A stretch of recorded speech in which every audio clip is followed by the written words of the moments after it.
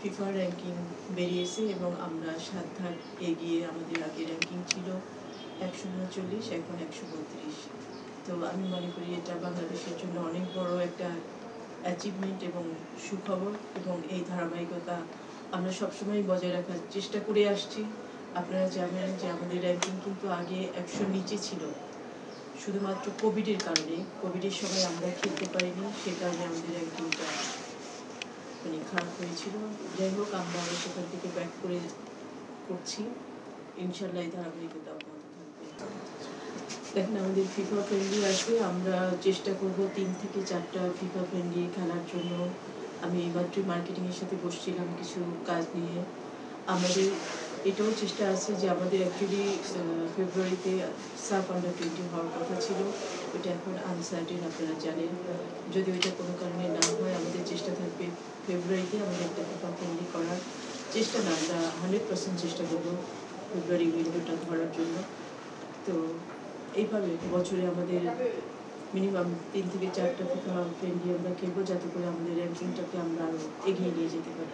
Just এই মুহূর্তে plan করলাম তো যে ফেব্রুয়ারি উইন্ডোতে আমাদের যেতে হবে, এই জন্যই আমি মার্কেটিংয়ের সাথে বসেছিলাম। কারণ যখনই আমি ফিফা ফ্রেন্ডলি খেলবো তখন আমার ফাইন্যান্সিয়াল ব্যাপারটা এসে যায় সামনে।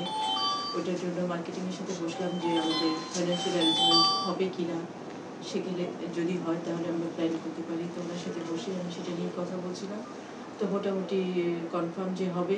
তো আমার প্ল্যান আছে ইউএকে চিঠি দেওয়া। আমি আজকে জিএসকে বলবো ইউএকে চিঠি দেওয়ার জন্য। ইউই আমাদের থেকে র্যাঙ্কিংয়ে উপরে।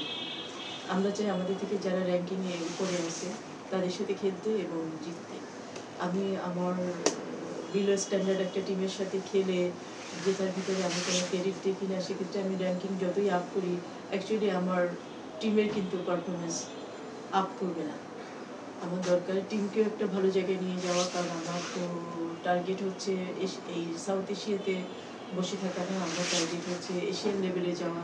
তার জন্য আমাকে অবশ্যই ভালো টিমের সাথে খেলতে হবে এবং ভালো টিমের সাথে খেলে আমাকে জিততে হবে। ক্লাবগুলোকে ডাকবো এই মাসের 30 তারিখে। সেক্ষেত্রে আমি আমাদের বিপিএলের ক্লাব এবং উইমেন্স লিগের যে ক্লাবগুলো খেলেছিল সবাইকে আমি 30 তারিখে ডাকার জন্য অলরেডি আমি কম্পিটিশনকে বলে দিচ্ছি চিঠি দিতে।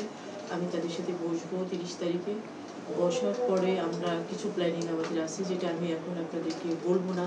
আমি 30 তারিখে সেটা ব্রিফ করবো ওদের সাথে কথা বলার পরে। তো অবশ্যই আমি আশা করি যে এবার লিগটা একটু বেটার লেভেলে যাবে, হয়তো ভালো টিমগুলো পার্টিসিপেট করবে, সেটা নিয়ে আমরা কথা বলবো। এবং আমরা এখানে আরও কিছু জিনিস অ্যাড করতে যাচ্ছি, সেটা হচ্ছে আমাদের যে রেগুলার যে লিগ সেটা তো আমরা করবোই, এর বাইরেও আমরা অন্য আঙ্গিক অন্য ডিজাইনে আরেকটা লিগ করবো।